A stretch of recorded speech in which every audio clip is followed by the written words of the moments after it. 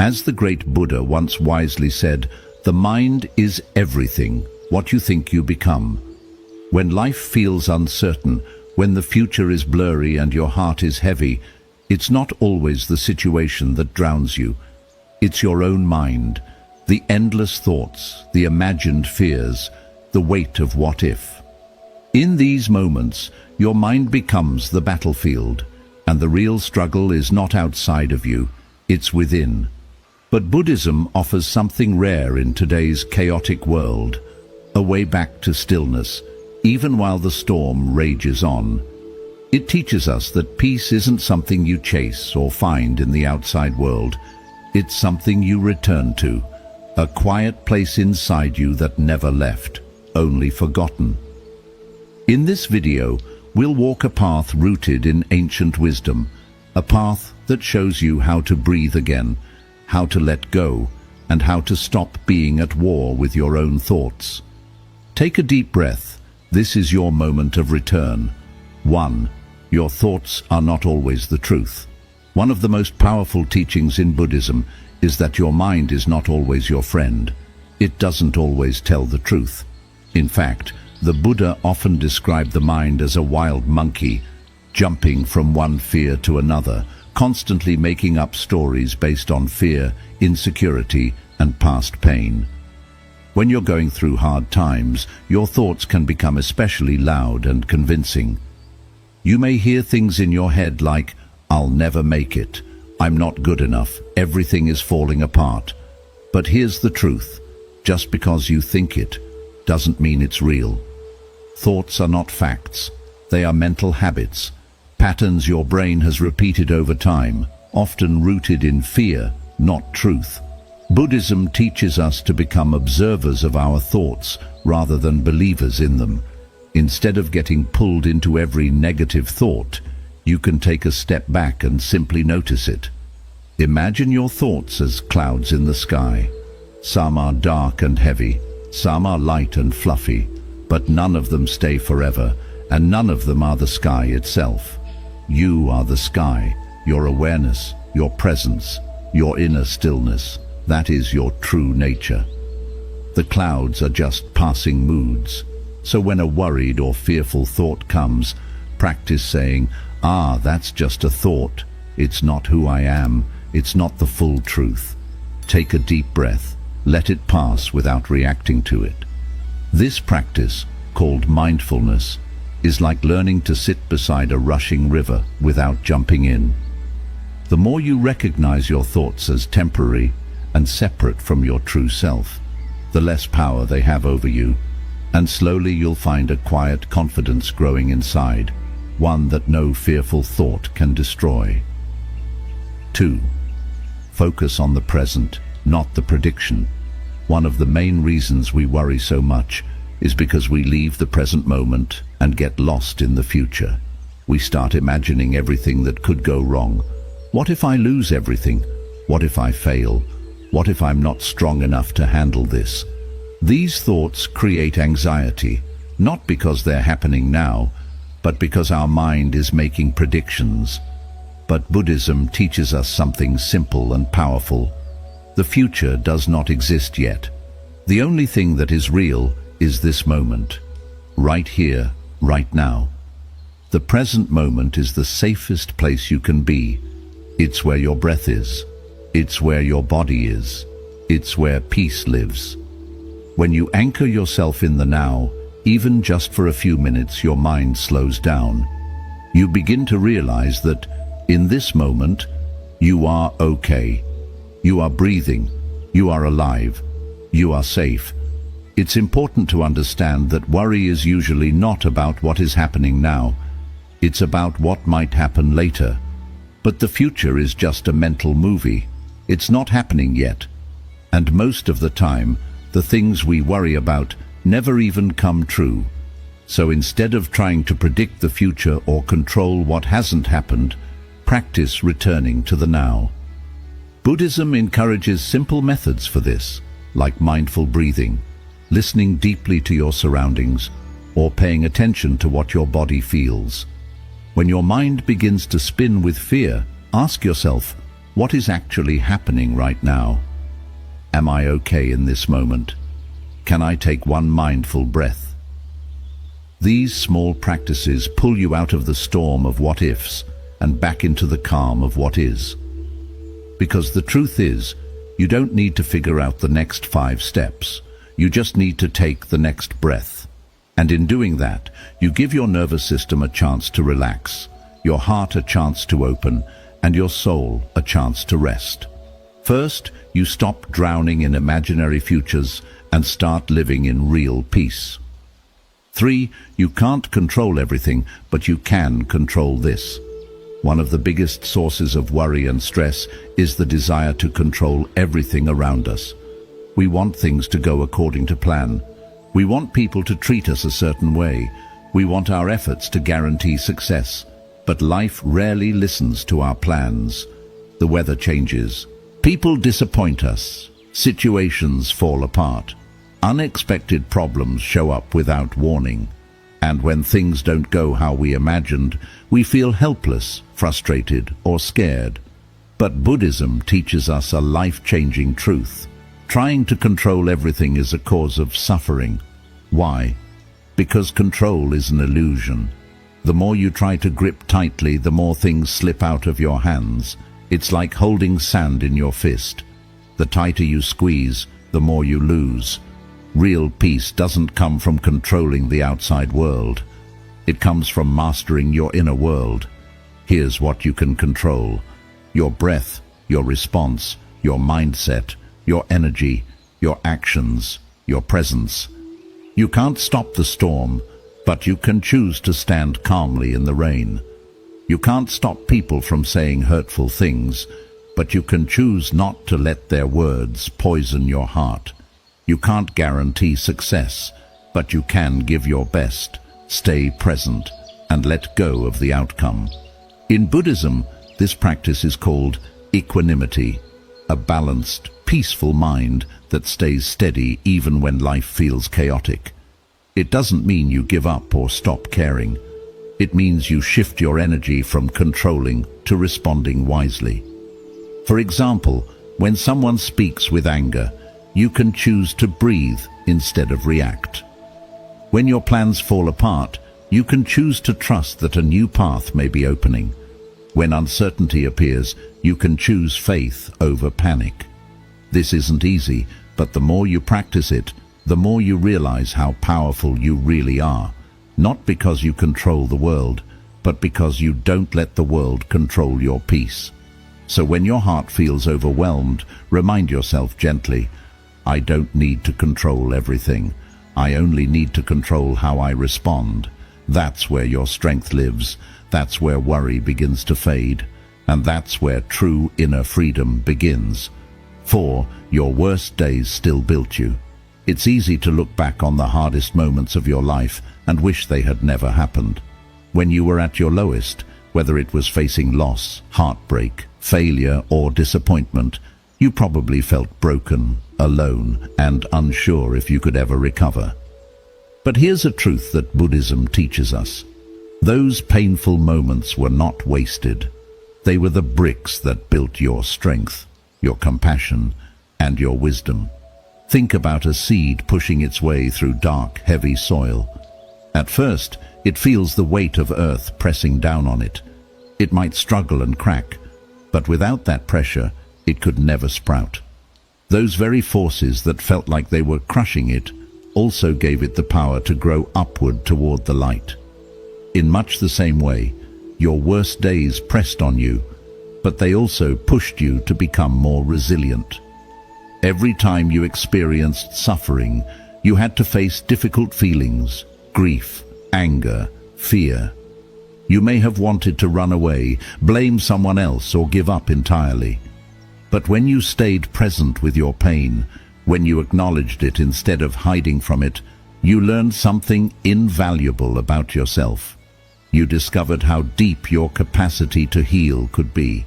You uncovered hidden strengths you didn't know you had. You learned that even when you felt powerless, you still had choices. The choice to breathe, to continue, to reach for hope. In Buddhism, This process of transforming suffering into wisdom is called turning poison into medicine. Just as a skilled alchemist turns a harmful substance into something healing, you turn hardship into understanding, empathy, and inner peace. Your worst days taught you humility because you learned that you are not in control of everything. They taught you compassion because you now know what it feels like to hurt, and you can extend kindness to others in pain. They taught you patience because healing never happens overnight. And they taught you gratitude because when you finally emerged on the other side, you saw life's simple blessings with fresh eyes. So, the next time you're tempted to despise the past, remember this. Each painful chapter of your life played an essential role in shaping who you are today. Without the struggles, you wouldn't appreciate peace. Without the failures, you wouldn't value success. And without the low points, you might never reach for something higher. Embrace your history as a teacher, not an enemy. Bow to the lessons learned, even the harsh ones, because in Buddhism, every moment of suffering is an opportunity to awaken to your own strength, compassion, and the unshakable peace that lives within you. 5. Not everything deserves a reaction. When life throws challenges your way, insults from others, unexpected setbacks or moments of self-doubt, it's natural to feel an immediate urge to respond. Our minds are wired to react swiftly. Someone says something hurtful and we lash back. A problem arises and we panic. Yet Buddhism teaches us that every reaction costs a piece of our peace. If we allow ourselves to be pulled into every conflict, our energy becomes scattered and worry takes root more deeply. Imagine your mind as a vast, calm lake. When a pebble is thrown, ripples appear. But if the lake remains tranquil, the ripples eventually subside. However, if the lake's surface is already turbulent, even the smallest pebble creates waves that grow and persist. In the same way, if your mind is agitated, filled with fears, frustrations, and unprocessed emotions, any external pebble, an unkind word, a sudden change in plans, a reminder of a past mistake, can set off a storm of reactions. Buddhist wisdom encourages you to cultivate a state of inner stillness so that minor disturbances don't automatically trigger a response. This doesn't mean you become passive or uncaring. Rather, it means you learn to pause before reacting. In that pause, you create space to choose a wise response instead of an immediate, often knee-jerk reaction. When someone criticizes you harshly, your first impulse might be to defend yourself, to strike back, or to shut down. But if you breathe and observe your feelings, anger, hurt, or shame, without immediately acting on them, you give yourself time to see whether a reaction is truly necessary. Often, you'll realize that the words were more about the speaker's own pain than about you. By choosing not to react, you preserve your peace and your relationships. Consider daily annoyances: a long line at the store, a rude driver cutting you off, a notification that disrupts your focus. None of these moments deserves a full-blown emotional storm, yet when you allow yourself to react, clenching your fists, clenching your jaw, your heart racing, you carry unnecessary tension. Buddhism teaches mindful awareness. Notice the irritation rising in your chest, recognize the impulse to clench, and then choose to let it pass. You might even silently remind yourself, this is just a passing moment. It does not need my full attention. In doing so, you free up mental and emotional space for things that truly matter. Another source of unnecessary reaction is the inner critic, the voice that judges every misstep, every flawed thought. When you make a mistake at work or fail to meet your own expectations, that inner voice says, "See, you're not good enough." If you react by spiraling into guilt or shame, you create further suffering. Instead, Buddhism invites you to observe that inner judgment as if it were someone else's nickname. Just a voice that doesn't hold the ultimate truth. By not reacting to that critic, you weaken its power. You discover that self-worth isn't defined by every fleeting thought or error. Not everything deserves a reaction, because most disturbances, both external and internal, are temporary. They flicker in and out like passing clouds.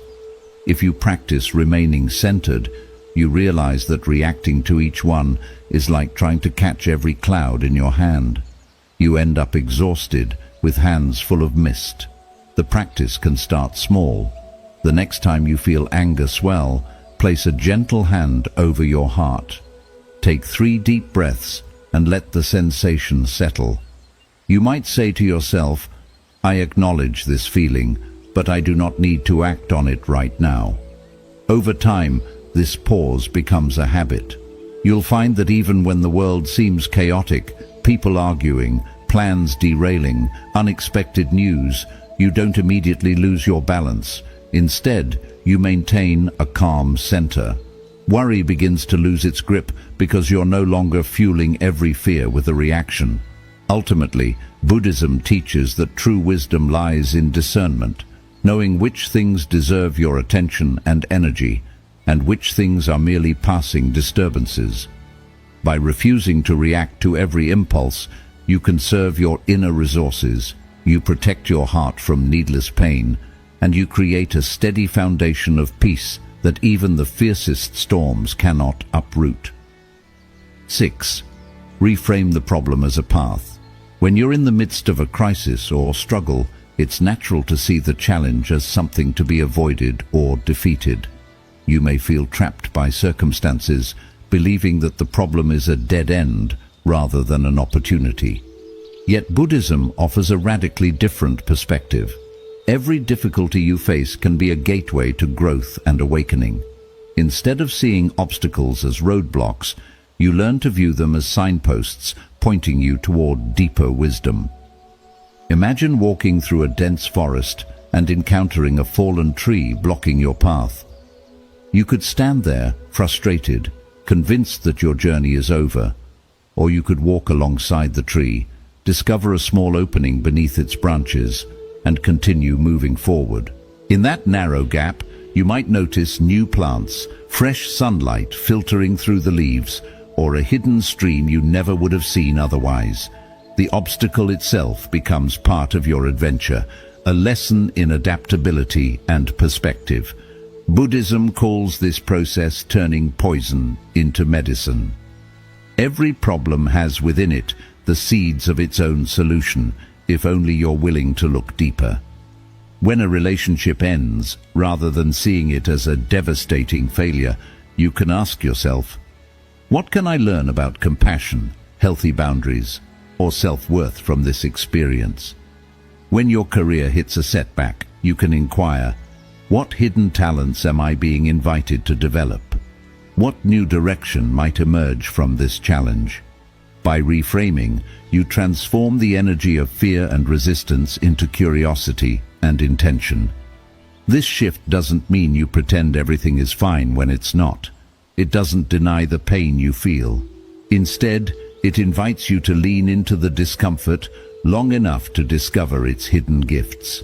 Buddhism teaches that suffering reveals the roots of attachment, aversion, and ignorance, the very patterns that keep you trapped in cycles of stress and worry. When you face the hard truth of your pain, you gain insight into why certain situations make you suffer. Perhaps you realize that you've been clinging to a specific outcome, or that you're resisting change because it feels too uncertain.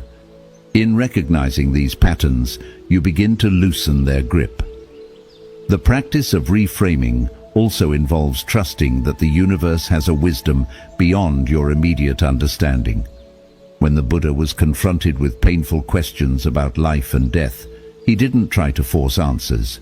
He sat in silence, observing the nature of reality.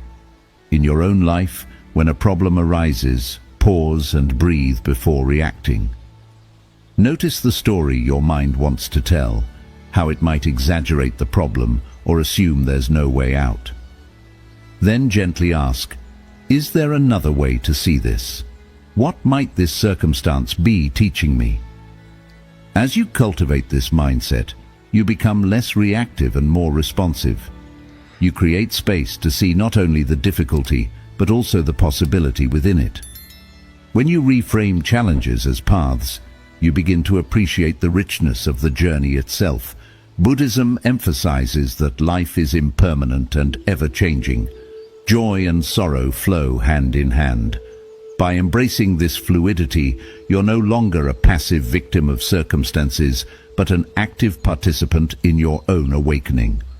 You start to notice how each trial refines your character, strengthens your patience, and enlarges your capacity for compassion. Even when the path feels treacherous, when heartbreak, illness, or failure looms large, you can walk it with intention, knowing that every step brings valuable insight. Over time, this practice of reframing becomes second nature.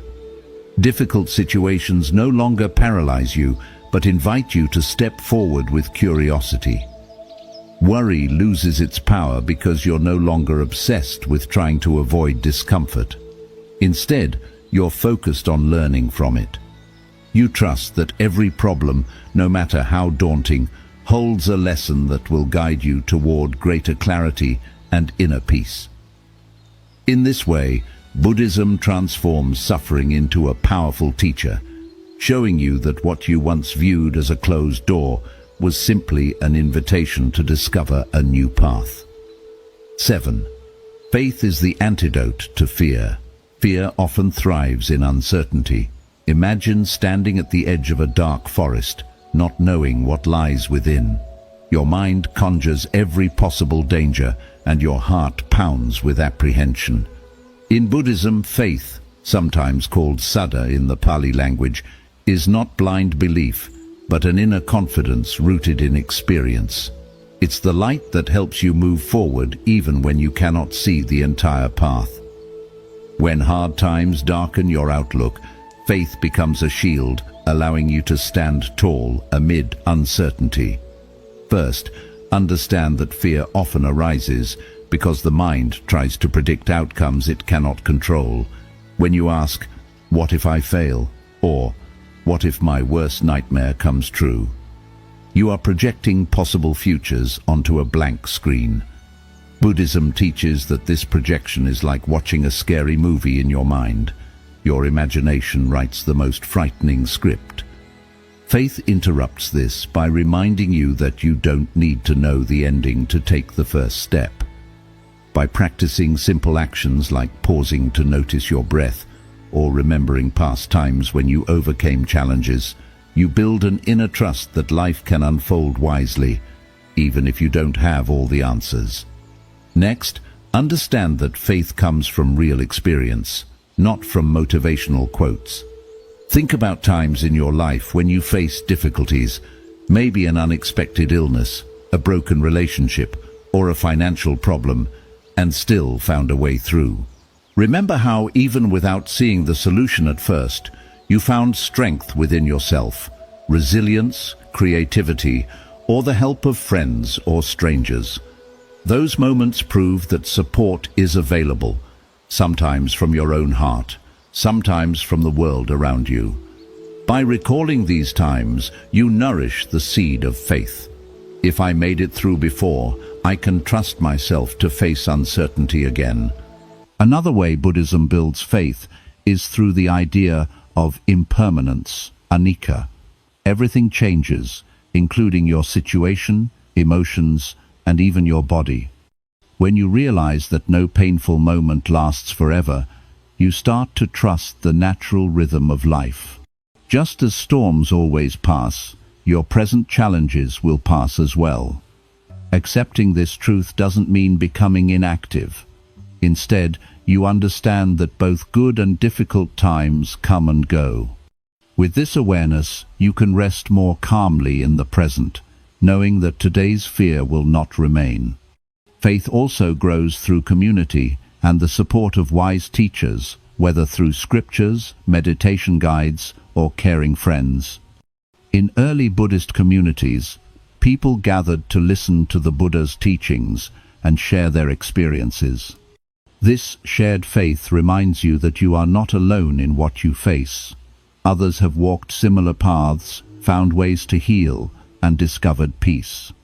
When you hear stories of monks staying calm during crises, or practitioners turning suffering into compassion, it plants a seed within you. If they could do it, maybe I can too. These examples strengthen your belief that change and healing are possible. Buddhism also teaches that faith and effort work together. Faith is not about waiting for miracles. It is about actively taking part in practice. Even one sincere breath taken mindfully can strengthen your conviction.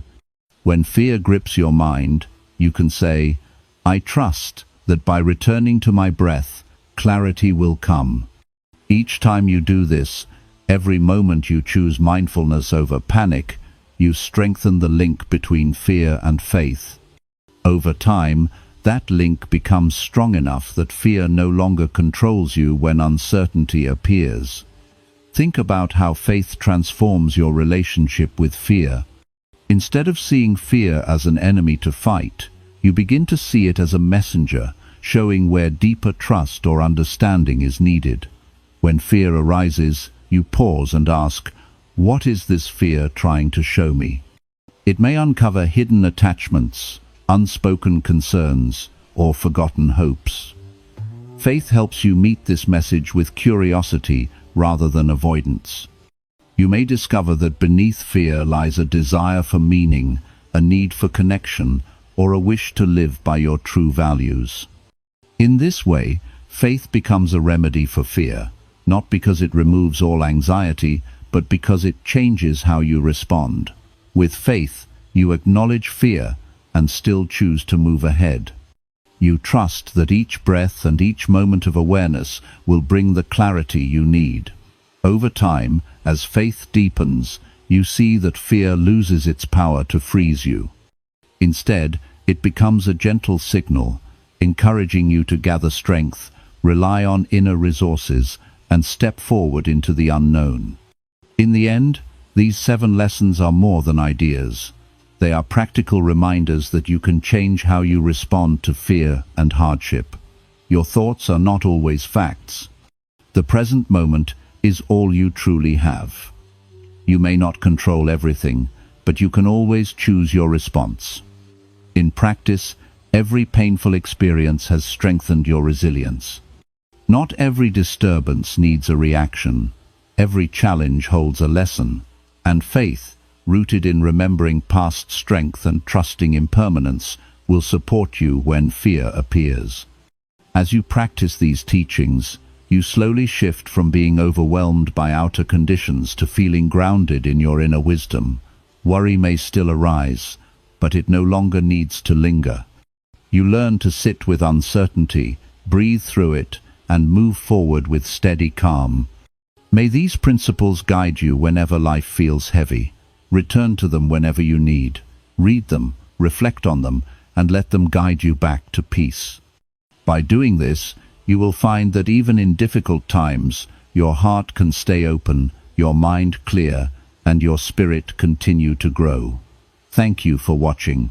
If these lessons touched you, take a moment now to breathe deeply, honor your progress, and step gently into the next moment.